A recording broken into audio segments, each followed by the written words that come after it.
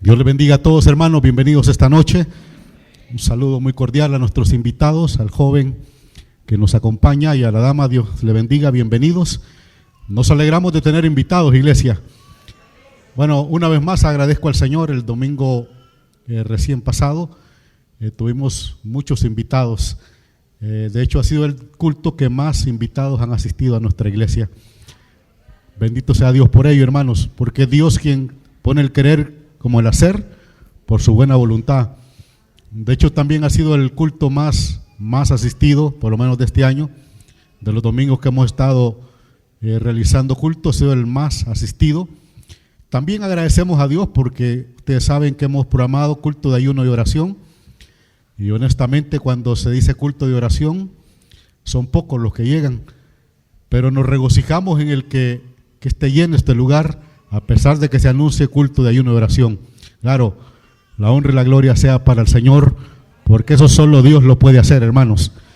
Que Dios siga bendiciendo a su obra y a cada uno de estos hermanos que traen invitados. Dios los bendiga. Como saben, estamos orando por la obra del Señor. Días de semana también programamos ayuno y oración por zona. Tenemos un grupo de oración de anfitriones, líderes, supervisores, coordinadores. Y estamos en especial orando por el trabajo celular, que el Señor nos conceda nuevas células, que el Señor inquiete los corazones para que se abran esos hogares y para que envíe predicadores para que su obra siga avanzando. Le animo, le motivo a que este año le sirva al Señor. Predique la palabra de Dios. Dios le va a usar. ¿Cuántos lo creen, hermanos? Solo abre tu boca, dice el Señor, y yo la llenaré.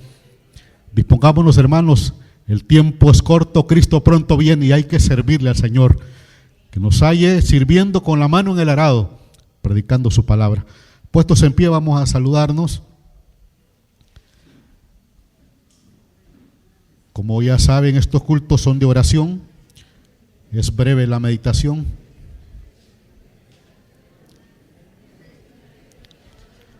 Se pide oración por la iglesia, crecimiento espiritual, conversiones, células, por la familia.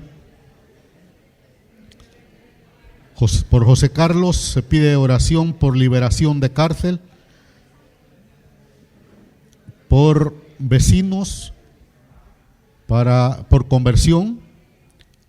Dice por mi hijo, por conversión y liberación de vicio, por Henry y por Darío, liberación de cárcel, conversión y reconcilio en familia Guadrón. Dice oración por mi hija que regrese al camino del Señor y le provea empleo.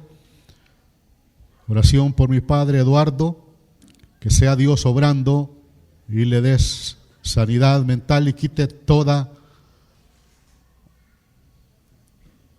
Bueno, vamos a orar por él. También agradezco a Dios, hermanos, porque el Señor le concede a mi nieta cumplir un año precisamente este día. Estamos muy agradecidos con el Señor. Que Dios bendiga. No le ha ido tan mal hoy, también hoy día de cumpleaños, porque le tocaron las vacunas este día. De regalo le cayeron 2 vacunas. Pero bueno, es para su bien, ¿verdad? Bueno, vamos a la lectura, hermanos. Abra su Biblia, por favor. En el segundo libro de Timoteo vamos a leer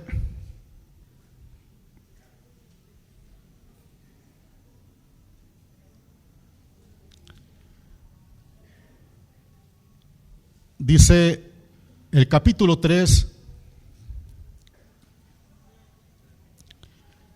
segunda Timoteo 3, verso 14. Pero persiste tú en lo que has aprendido y te persuadiste, sabiendo de quién has aprendido y que desde la niñez has sabido las sagradas escrituras, las cuales te pueden hacer sabio para la salvación.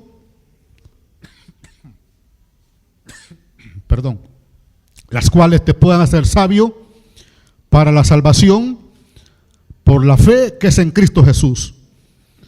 Toda la escritura es inspirada por Dios, útil para enseñar, para redarguir, para corregir para instruir en justicia, a fin de que el hombre de Dios sea perfecto, enteramente preparado para toda buena obra.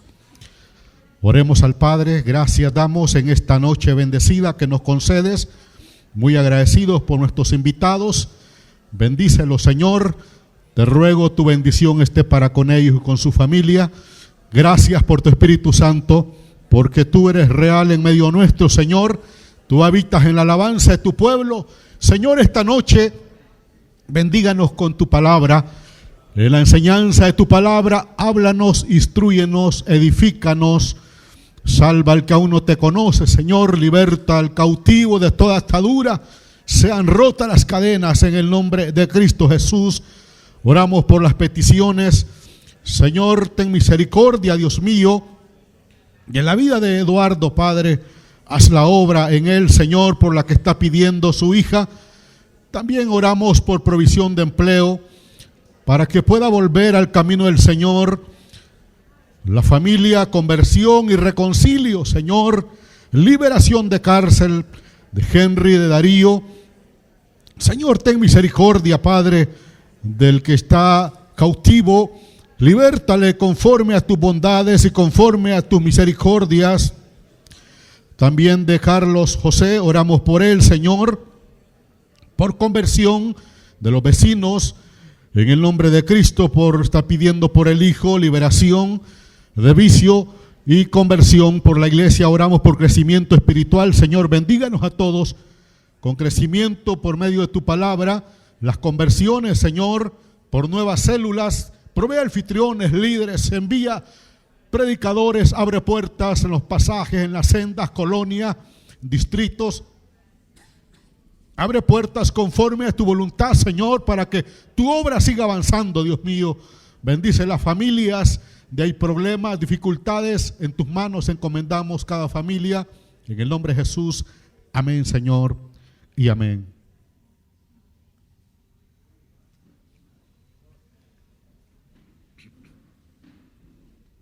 Amén, hermano. Bueno, esta noche queremos hablar de la inspiración de las Escrituras. Repito el tema, la inspiración de las Escrituras. Ese es el tema. Explico brevemente el concepto para que nos quede claro. La palabra inspiración es compuesta por dos palabras griegas. Una de ellas es theos, que significa Dios, y la otra es neo, que significa soplar. Entonces, traducido es el soplo de Dios. Es decir, que la palabra fue el soplo de Dios. Así como en Génesis, ¿recuerdan cuando Dios formó al hombre del barro? ¿Se recuerdan de eso? Después que lo formó, pues no tenía vida, ¿verdad? Solo era un muñeco de barro. Pero ¿qué pasó? El Señor sopló en él y le dio aliento de vida. Así Él inspiró la palabra, es decir, ese soplo que dio vida al hombre es el mismo que le ha dado a la palabra que escribieron diferentes autores. Y como bien lo dice el verso que leímos, específicamente el 16, toda la Escritura es inspirada. Es decir, a toda la Escritura es producto del soplo de Dios. Pero oiga usted, la Escritura es la inspirada, ¿verdad? No los hombres que escribieron la Escritura, sino que la Escritura es la que Dios inspiró, porque si Dios se hubiera inspirado a los hombres, ellos, pues los inspirados hubieran sido ellos, y ellos hubieran escrito los conceptos que ellos hubieran creído, las palabras que ellos creían, las frases, pero no fue así. Ellos solo fueron los instrumentos que Dios usó. Como instrumentos Dios sopló en ellos su palabra para que ellos escribieran exactamente la palabra del Señor. De tal manera que este libro no es producto de la sabiduría y enseñanza de hombres piadosos que escribieron este libro, sino que es producto de el soplo de Dios, de la palabra de Dios. No es sabiduría humana, sino es palabra de Dios. Por eso se distingue entre cualquier otro libro. Sea cual sea, No hay libro que haya sido inspirado como la palabra de Dios, hermanos. Ahora, ¿para qué Dios envió esta palabra? Con dos motivos, dos razones. Dos temas son los fuertes en todo este libro. Uno, para que les conozcamos a Él. Él ha enviado su palabra para que le conozcamos. Es cierto que le podemos conocer por medio de la naturaleza, pero limitadamente. Pero por medio de la palabra le conocemos más profundamente.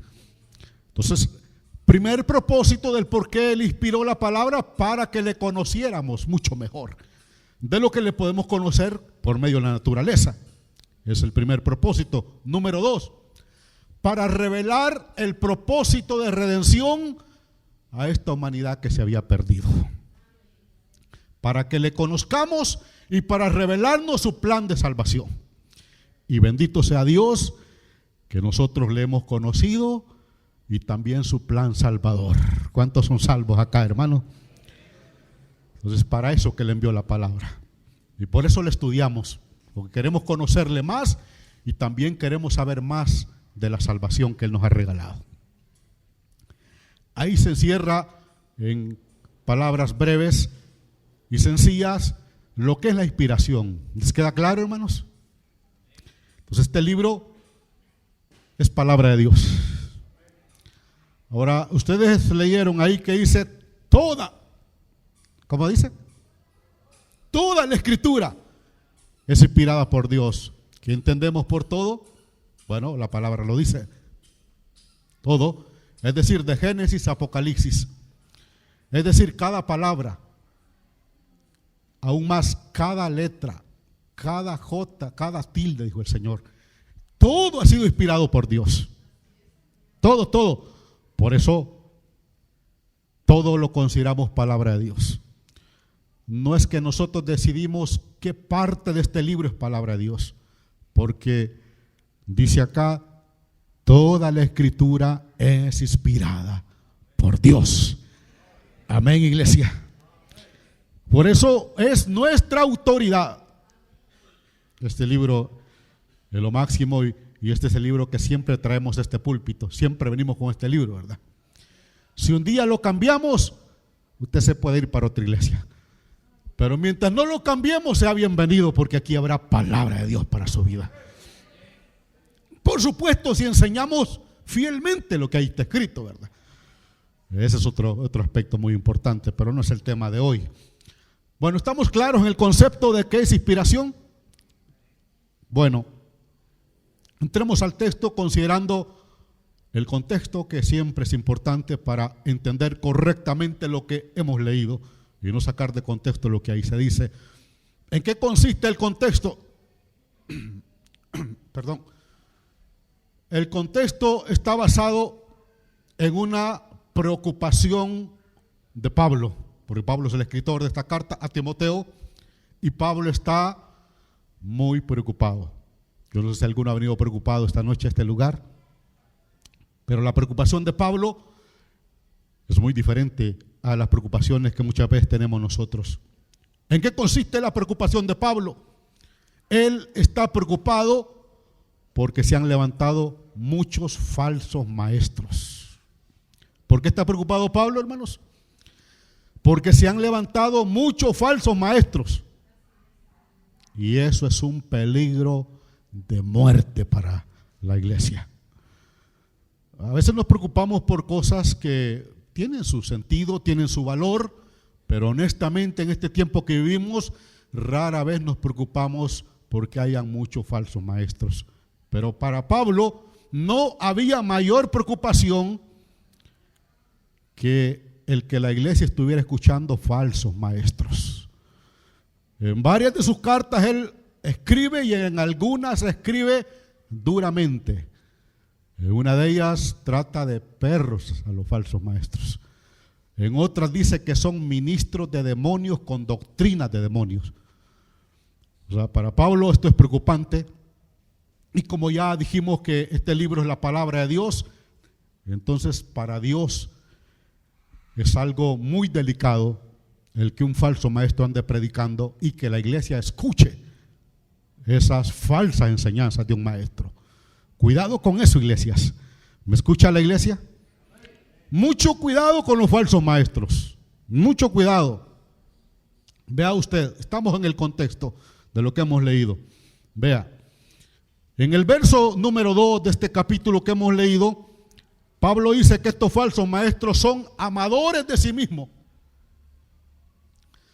¿Por qué? Porque ellos no respetan lo que en sí dice la Biblia, aunque usan la Biblia, pero no es su autoridad la Biblia, sino que lo que ellos creen o han aprendido o han extraído, eso es lo que enseñan, no la palabra.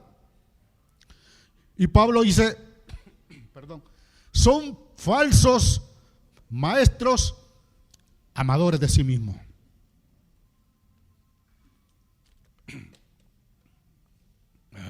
Van a perdonar que estamos desarrollando la voz. Ahí le pasa a los hipotes, ¿verdad?, cuando están en el desarrollo.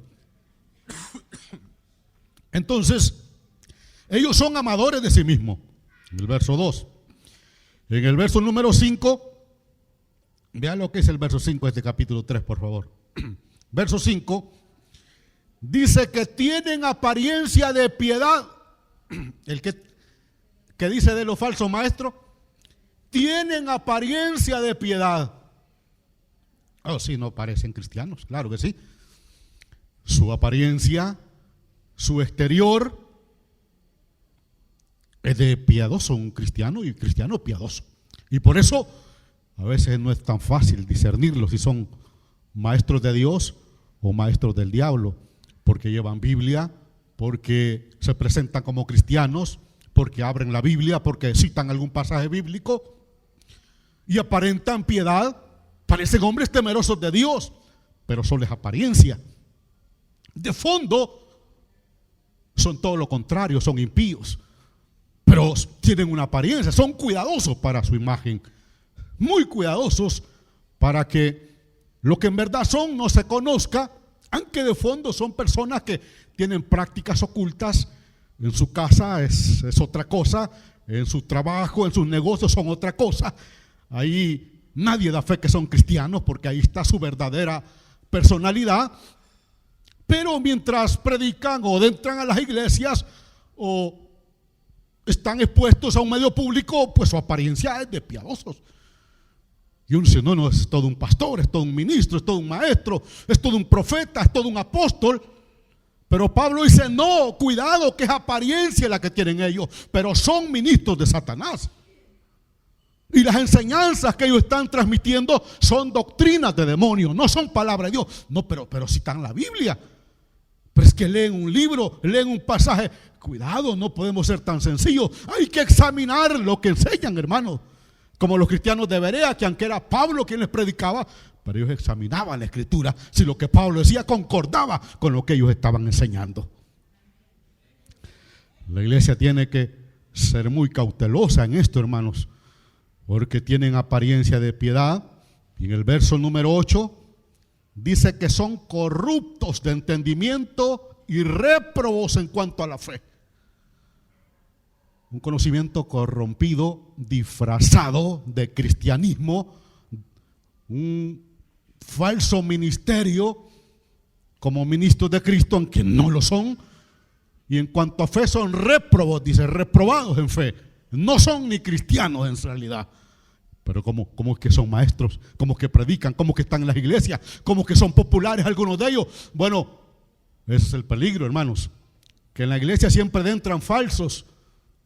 En la iglesia siempre entran falsos creyentes, falsos ministros, falsos pastores, falsos profetas, falsos evangelistas. Siempre se infiltran, Satanás infiltra a los suyos. Hay infiltrados siempre en las iglesias.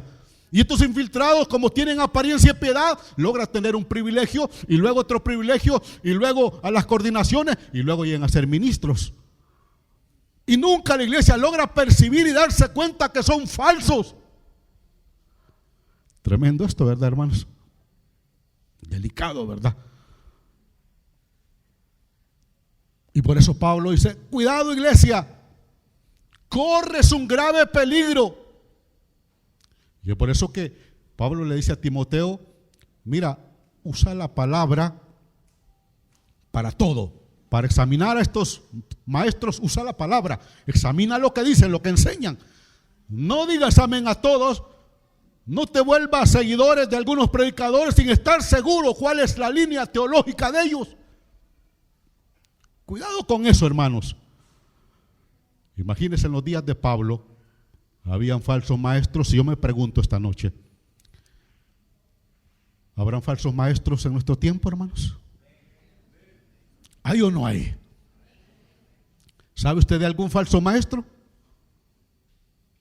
¿Puede mencionarme alguno? Lo respeta, ¿verdad? Aunque sabe que falso maestro, lo respeta, ¿verdad? Ese es el problema. Como tienen apariencia de piedad, no nos atrevemos a decir quién es, ¿verdad? No nos atrevemos a decir si son o no son. Pero cuando usted examina la Escritura con seriedad y examina el ministerio de ellos, se da cuenta que son falsos maestros. Pero le voy a preguntar de otra manera. ¿Los teólogos de la prosperidad serán falsos maestros? ¿Sí o no? También lo respetan, ¿no? Son falsos maestros. Porque Cristo no enseñó un evangelio de la prosperidad. Cristo enseñó arrepentidos y convertidos porque el reino de los cielos se ha acercado. Y claro, por creer en Jesucristo vienen bendiciones. Es así, ¿verdad? Pero no están las bendiciones por delante del arrepentimiento y el aspecto espiritual. Es primero lo espiritual, entramos al reino de los cielos y lo demás se añade. Pero estos falsos maestros se enfocan solo en la prosperidad. Ya lo enseñaba el martes mi hermano acá en este púlpito. Ellos es su enfoque. Son falsos maestros, predican un falso evangelio. Algunos de ellos usted ya lo habrá escuchado, que dicen que Cristo no era pobre, sino que era rico, que vestía ropa de alta costura. Y ustedes saben que Jesucristo es el ejemplo de pobreza, ¿verdad? Él mismo lo dijo, no tengo ni dónde recostar mi cabeza, dijo el Señor. Pero estos son tan falsos que tuercen tanto la Escritura que dicen que no, Jesús no era pobre. Los apóstoles dicen que eran ricos, que tenían empresas. ¿Y dónde están? Digo yo. Ya ves, no andan ni para comer, andan buscando espigas, andan buscando por ahí higos. Así son los falsos, tuercen la palabra de Dios. Así es, hermano. Pablo dice, con esos julanos, cuidado. Amén, iglesia. Cuidado con esos falsos. Le menciono dos, por mencionar algunos, hay muchos. El vecino que tenemos acá, Cailuna, y el hondureño que vive en los Estados Unidos, Maldonado. Falsos maestros. Falsos maestros. Y algunas mujeres por ahí que dicen que son ministras también, falsas maestras. Cuidado con esa línea de la prosperidad que nos hace amadores del dinero más que de Dios. Y nos apartan del verdadero evangelio. Pero ¿qué me dice usted de los teólogos liberales? ¿Serán falsos maestros ellos? ¿Por qué son falsos maestros? Porque ellos no creen en la inspiración de las Escrituras. Para ellos, la Biblia no ha sido inspirada por Dios. Para ellos la Biblia contiene la palabra de Dios, pero no es la palabra de Dios. Parece igual, pero no es igual. Para ellos aquí se halla estudiando en algunas partes la palabra de Dios, pero no todo es palabra de Dios. Y aquí dice la Biblia, toda la Escritura es inspirada por Dios. Por lo tanto, todos los teólogos de la prosperidad son falsos maestros. Ya los habrá escuchado usted, los falsos maestros se ponen a criticar la Biblia, que esto no es palabra de Dios, que esto se lo agregaron, que esto se vuelven más críticos que predicadores de la palabra de Dios. Son teólogos de la prosperidad, no creen en la inspiración de la Escritura, pero nosotros como iglesia creemos que este libro es la bendita palabra del Señor, hermano, y rechazamos todo predicador que no acepte esta doctrina, no le escuchamos. Pero ¿qué me dice usted de los teólogos sociales? Del evangelio social. ¿Serán falsos maestros ellos? ¿Quiénes son ellos? Ellos dicen, miren esto de que la salvación, que santidad, que oración, que el reino de los cielos. No, dicen ellos. Enfoquémonos en la persona y su entorno, en la sociedad. Restauremos la sociedad, restauremos todas las áreas de la sociedad, todos los tejidos de la sociedad. Entremos en política, entremos en economía, entremos en todas las áreas de la sociedad para restaurarla. Esos son los teólogos sociales.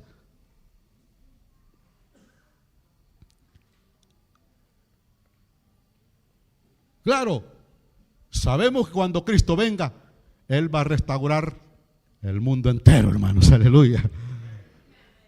Pero hoy por hoy, Cristo no ha venido. Y hoy el Señor está llamando al arrepentimiento. Pronto, claro, pronto va a cambiar todo cuando Cristo venga. Entonces vamos a entrar en todas las áreas de la sociedad. De hecho, no lo vamos a hacer nosotros, no, que Cristo va a restaurar todas las áreas de la sociedad. Él va a restaurar, Él va a traer paz al mundo entero, Él va a traer una economía de prosperidad abundante, va a traer sanidad, va a traer todo lo que la sociedad necesita. Cristo lo va a traer. Es obra que el rey va a hacer cuando Él venga a establecer su reino. Pero la iglesia ni es reina, ni tiene poder para restaurar. El único que lo hace es Cristo Jesús. Falsos maestros eso. Cuidado con esos llamados de que métanse en política, que métanse en esto. Falsos maestros todos esos julanos. Se han apartado de la palabra de Dios. Cuando Pablo visitaba a los reyes, él lo que hacía es predicarles el evangelio y llamarlos al arrepentimiento, a que conozcan a Jesús. No se ponía a estar discutiendo aspectos políticos y de sociedad y que de injusticia. Arrepiéntanse, decía Pablo. Cristo murió para salvarlo, para perdonarlo. Crean en Jesucristo. Él es la promesa de los profetas que anunciaron que vendría el Mesías, que traería el perdón y restauración en Cristo. Ese era el evangelio que predicaba Pablo a los gobernantes. Pero hay una cantidad de falsos maestros que empujan a la iglesia a entrar en todas esas áreas. Y varios lo están escuchando. Pero siempre hay un pueblo que tiene oídos para oír y que estudia la palabra del Señor, hermanos. Gloria a Dios por ello, ¿verdad? Entonces, ante esta preocupación que Pablo tenía de estos falsos maestros, en el verso 5, vuelvo al verso 5 de este capítulo, le dice, a estos evita. La parte final del verso 5 así le dice, a estos evítalos. No te lleves con esos julanos. Mucho menos estés escuchándolo, oyendo sus predicas. No es que predica bonito, no es que enseña bonito. Es bien divertido, es bien chistoso, es bien... Cuidado, dice Pablo, evita estos julanos. Otro apóstol dice, ni le digas bienvenido a tu casa. Fuera con esos. No dejes de entrar nada de eso a tu casa. Son hermanos, dicen. Es que todos somos hermanos, dicen algunos. No. La Biblia no dice que todos seamos hermanos. Amén, hermano. No es cuestión de nombres, dice. No es cuestión de nombres, es cuestión de que examine cuál es la enseñanza que hay en ese lugar. Si hay enseñanza bíblica, ellos son nuestros hermanos. Si hay palabra de Dios, se cree en la inspiración de la Escritura, ellos son nuestros hermanos. Pero si no, no lo son, hermanos. Es preocupante, hermanos. Porque algunos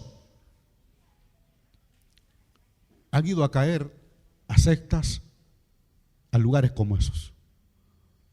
Porque hay que decirlo, que algunos que estuvieron con nosotros están en algunos de esos lugares. Porque no vieron ningún peligro, no vieron ningún riesgo.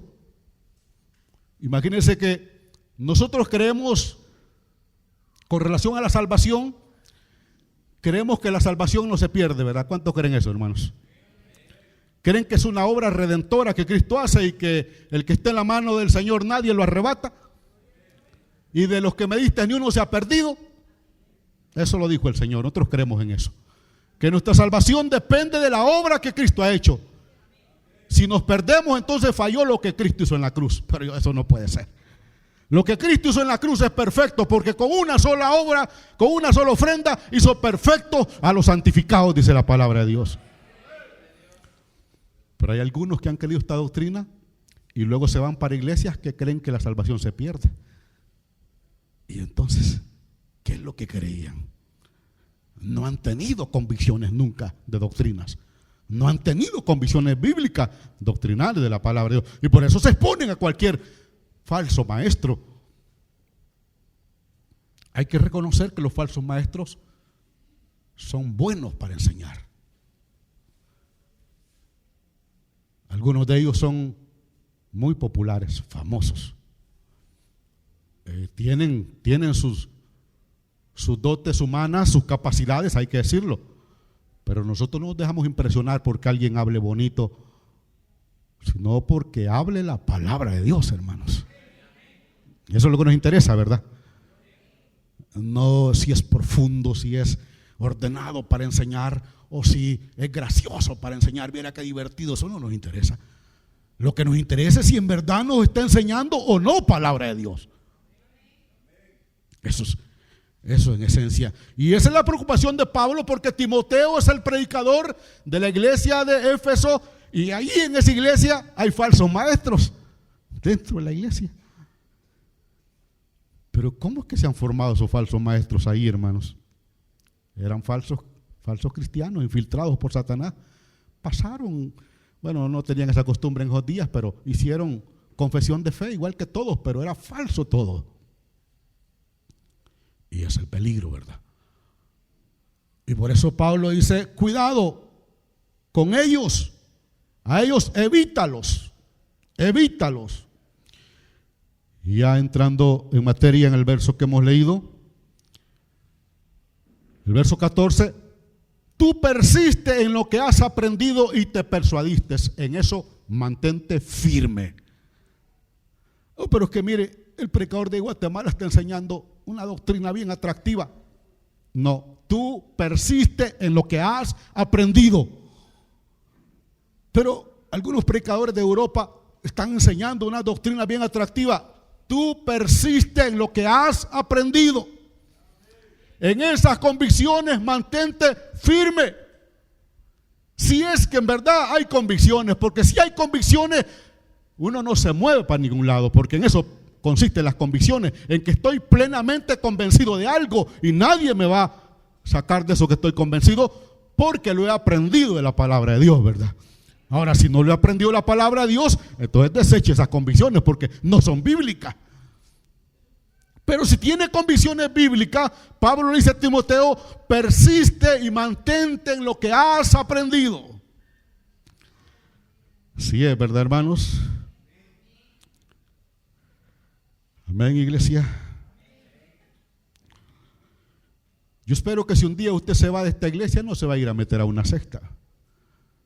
Se vaya para una iglesia que crea en la inspiración de las Escrituras, que predique la palabra de Dios. Bueno, el verso 15 dice, porque de la niñez has sabido las sagradas Escrituras, las cuales te pueden hacer sabio para la salvación en la fe que es en Cristo Jesús. Ya lo hemos hablado, ¿verdad? De que la salvación únicamente se da por la palabra. Por el oír la palabra, el Espíritu hace el milagro y hay salvación. Entonces, para salvación se necesita palabra y el poder del Espíritu Santo, ¿no? Sin eso no hay salvación. No, pero yo quiero que haya salvación. Voy a ver qué hago para que se conviertan. Y les regalo algo, o los presiono, o los impulso. No, lo que necesitamos es que la palabra se predique y que el Espíritu haga la obra. Si el Espíritu no hace la obra, no nos metamos en nada, porque nosotros no podemos salvar a nadie. Solo el Espíritu Santo, por medio de su palabra, es que puede salvar a una persona, hermanos. Bueno, entonces, ¿la Escritura es necesaria para salvación? Claro que sí. Pero también la Escritura es necesaria para la santificación de la iglesia y para que la iglesia se cuide de estos falsos maestros. Veamos algunos aspectos importantes. En el verso 16, ¿tiene su Biblia? ¿Cómo dice la parte inicial del verso 16? y útil para enseñar. Como toda la Escritura ha sido soplo de Dios, inspiración de Dios, toda es útil. ¿Para qué? Para enseñar. Es decir, que este libro es el libro de texto que tenemos nosotros para aprender, para que nos enseñe la palabra. La manera como la iglesia aprende es por medio del estudio de la palabra de Dios, ya sea que le enseñen o que la estudie personalmente, porque ella es útil para enseñar. Amén, hermanos. No hay forma de que conozcamos a Dios si no aprendemos de la palabra de Dios. No hay manera que como cristianos nos santifiquemos si no estudiamos la palabra de Dios, porque es ella la que enseña, tanto lo uno como lo otro. No hay manera que discernamos quién es un falso maestro y un verdadero maestro si no estudiamos la palabra. No hay manera. Nos van a persuadir. Cualquiera que veamos ahí en las redes sociales nos va a persuadir, porque no tenemos conocimientos bíblicos. Seremos engañados por falsos predicadores. Por eso necesitamos la enseñanza de la palabra de Dios, hermanos. Amén, iglesia. Necesitamos con urgencia la enseñanza de la palabra del Señor. Aleluya. ¿Se recuerdan lo que hizo Moisés cuando sacó al pueblo y ya iba a entrar a la tierra prometida? Les dijo: un momento, antes que entren a la tierra prometida, les voy a volver a leer la palabra de Dios, para que cuando entren a la tierra prometida sepan cómo vivir como Dios quiere que vivan. Y los reunió y les volvió a leer toda la palabra de Dios. Les enseñó nuevamente lo que ya les había enseñado. Pero mira, Moisés, si eso ya lo escuchamos, cállese, ponga atención. Les voy a leer otra vez la palabra. Ajá. Para Moisés era importante, porque para Dios es importante que el pueblo estudie la palabra de Dios, hermano. La enseñanza de la palabra es de suma importancia. Y por eso Moisés la leyó, Nehemías, los apóstoles. Bueno, Jesús era enseñar y enseñar y enseñar y enseñar la palabra de Dios. En eso consistía su ministerio, ¿verdad, hermanos? En enseñar la palabra del Señor. ¿Por qué es importante la enseñanza de la palabra de Dios? Permítame leerle Efesios 4:14. Para que no seas niños fluctuantes, llevados por doquiera de todo viento de doctrina, por estratagemas de hombres que para engañar emplean con astucia la artimaña y el error. ¿Escucharon, hermano? Se lo voy a leer otra vez. Para que ya no seamos niños fluctuantes, llevados por doquiera de todo viento de doctrina, por la estratagema de hombres que para engañar emplean con astucia las artimañas del error.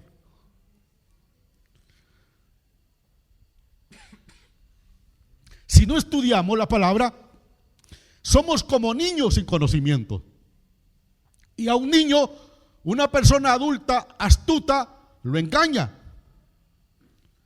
Y los falsos maestros astutos emplean el error y engañan a los niños. Y andan por aquí, por allá, hoy creen esto, hoy creen lo otro, hoy creen en el fulano, hoy creen en el otro. Por eso es necesario la enseñanza de la palabra de Dios, hermanos. Importante la palabra de Dios. Oseas dice también del por qué es importante la palabra de Dios. Presten atención a lo que dice Oseas 4:6. Mi pueblo fue destruido porque le faltó conocimiento. Esto es delicado, hermanos. ¿Por qué fue destruido el pueblo? porque le faltó el conocimiento de Dios. Porque nunca tomó seriamente la palabra de Dios. Nunca estudió con seriedad la palabra de Dios. Nunca fue un cristiano bíblico como debía de ser. Tarde o temprano se va a ir para el mundo otra vez. Tarde o temprano se va a alejar. El que no le da seriedad a la palabra de Dios, no estudia, tarde o temprano se va a apartar. Porque solo la palabra da salvación y solo la palabra es la que nos sostiene espiritualmente y nos hace crecer espiritualmente. Si no tenemos palabra, no tenemos ni la vida adulta para discernir, ni tenemos la palabra que nos sostiene ante la falsa enseñanza. Yo me voy mejor para allá, dice, allá está mejor. Es importante, hermanos. La enseñanza de la palabra es importante, iglesia. Pero ¿qué pasa? Que hay personas que vienen a la iglesia, se supone que han creído en Jesucristo, pero anteponen sus enseñanzas que traen de afuera a la palabra de Dios. No, yo eso no lo creo. No, yo eso sí que no. Yo creo que eso no es así. Vienen del mundo. Vienen de andar allá con el hijo pródigo comiendo, usted sabe qué. Y ahora vienen aquí a cuestionar que nunca han estudiado Biblia, nunca se han dedicado horas a leer. ¿Cómo van a aprender? Para que uno aprenda la palabra, uno tiene que despojarse de lo que aprendió allá afuera. No, pero es que yo traigo títulos. Bueno, esos títulos le van a servir allá en su trabajo. Aquí, usted está en kinder ahorita. No, más respeto, yo soy licenciado. Bueno, Dios lo bendiga ya con su título en su trabajo. Aquí, usted es siervo del Señor y ha venido a aprender la palabra de Dios. Y nos alegramos, por supuesto, por los profesionales, que Dios los bendiga. Nuestro respeto para ellos porque han dedicado tiempo y esfuerzo. Pero no deben traer enseñanzas de allá afuera anteponiéndolas a la palabra de Dios. Por eso uno no aprende, porque lo que oyó por allá, aprendió por acá, lo quiere utilizar para acondicionar la palabra de Dios. Y así como va a aprender uno. Uno tiene que sacar, despojarse de la mente lo que aprendió fuera y dejar que la Biblia nos enseñe. Que la palabra sea la que nos enseñe. Y por eso dice Pablo, mira, la palabra es útil para enseñar. Voy rápido, el tiempo nos termina. También es útil ¿para qué? Para redarguir. Dice un par de citas bíblicas, Efesios 6:16. Dice, y toma el yelmo de la salvación y la espada del Espíritu, que es la palabra de Dios. Hebreos 4:12. Porque la palabra de Dios viva y eficaz, más cortante que toda espada o filo, que penetra hasta partir el alma y los tuétanos y discierne los pensamientos y las intenciones del corazón. Aleluya. ¿Es útil para redarguir? Dice Pablo. Claro que sí, lo confirma Hebreo. Es como una espada que, ¿ya? Uno lo que tiene que hacer es ponerse en la Biblia. Y por eso agradezco por esta iglesia, porque es una iglesia muy, muy centrada, muy atenta a la palabra de Dios. Están muy atentos, con la excepción de algunos por ahí, pero un poco. La mayoría están muy atentos a la palabra de Dios. Y qué bueno por ello, porque cuando uno se expone a la palabra de Dios, ella es como una espada que va penetrando y va hasta lo más profundo de nuestro corazón y discierne los pensamientos y penetra hasta los tuétanos y las coyunturas y quebranta el corazón. Aleluya. Redarguye a cualquiera, ¿verdad? Amén, hermanos. Bendito sea Dios por ello, hermanos. ¿En qué consiste esto de redarguir? Es decir, que lo convence, pues. La oye y dice, es cierto. Sí, es cierto. Jesús es el único Salvador. Voy a creer en Él. Yo quiero creer en Cristo Jesús. Eso es que redarguye, que convence que en verdad solo Cristo salva. Cuando el cristiano oye una enseñanza de una actitud pecaminosa, dice, es cierto, esto es pecado, no le agrada a Dios, voy a abandonar este pecado. lo redarguye la palabra de Dios. Es la única que lo puede hacer, hermanos. Es útil para redarguir corazones del hombre. Corremos, el tiempo nos termina. Para redarguir y para corregir. Claro, una vez que lo convence de que él está equivocado y que esta es la verdad, lo corrige.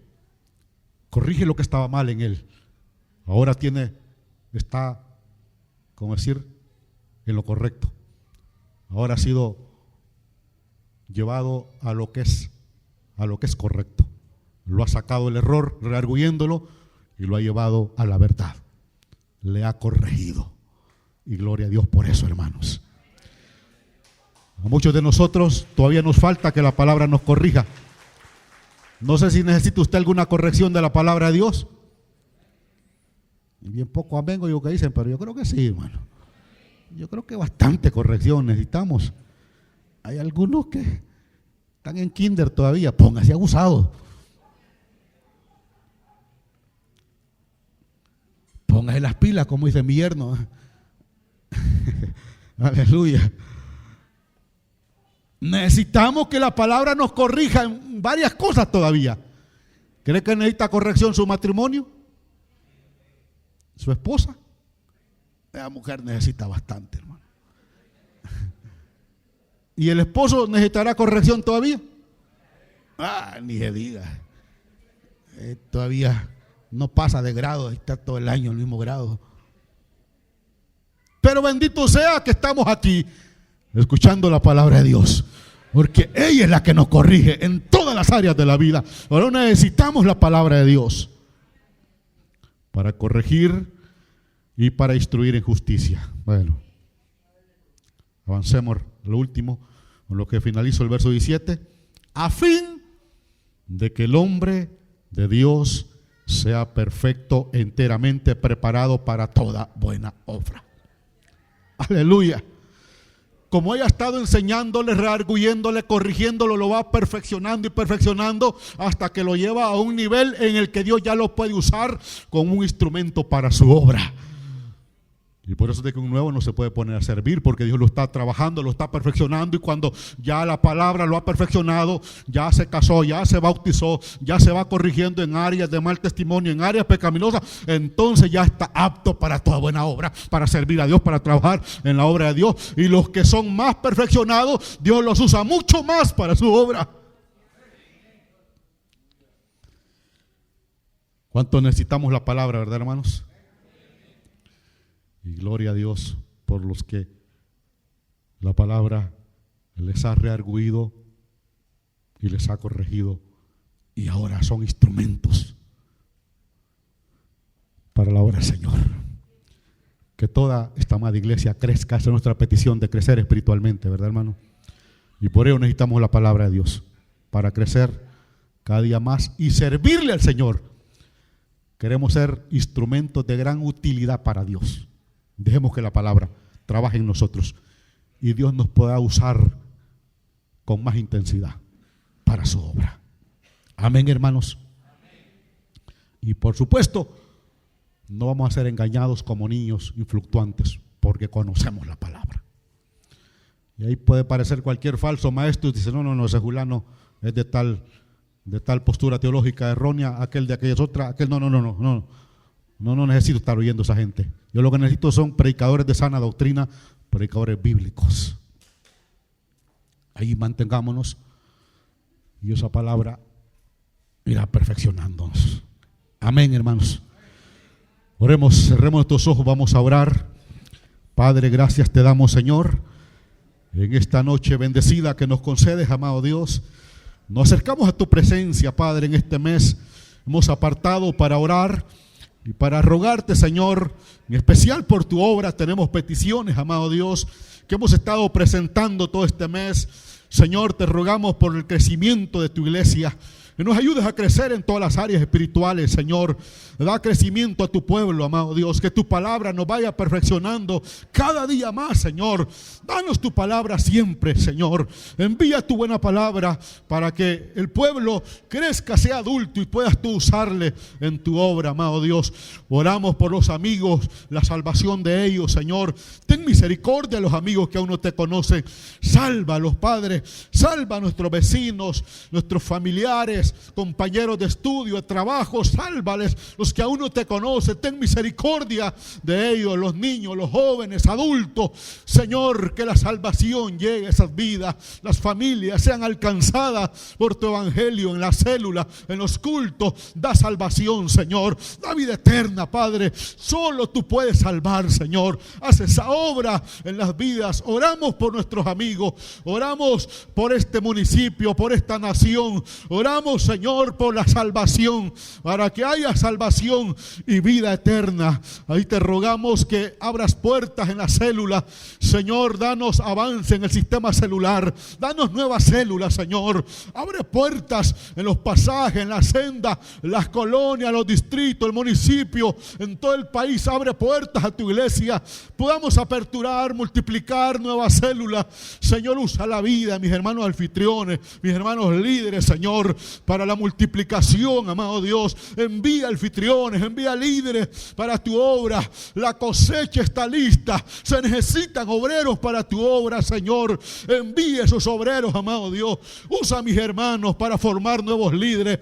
Úsales para multiplicar sus células. Concédenos, Señor, el avance en tu obra, que tu reino siga avanzando, amado Dios. Te rogamos en el nombre de Jesús que bendigas la familia, los matrimonios, los hijos, Señor. Bendice toda nuestra familia. Si hay problemas, si hay dificultades, Señor, que tu palabra esté corrigiendo esa familia, que tu Espíritu Santo habite en cada familia, Señor. Matrimonios en crisis los encomendamos en tus manos, amado Dios. Oramos por los procesos de la iglesia y de tu siervo, Señor. Ponemos en tus manos. Ten misericordia, Señor. Hemos orado, Padre amado, y esperado, por supuesto, en tu soberana voluntad, Señor. Sea tu voluntad en la tierra como lo es en el cielo, Padre. Bendice esta iglesia, Padre, con milagros y sanidades, Señor. Hay muchas necesidades en tu pueblo, Señor. Ten misericordia.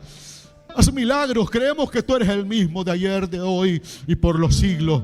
Creemos que tu poder no ha menguado, que tú sigues obrando. Tú sigues teniendo poder. Señor, sana a los enfermos, Padre.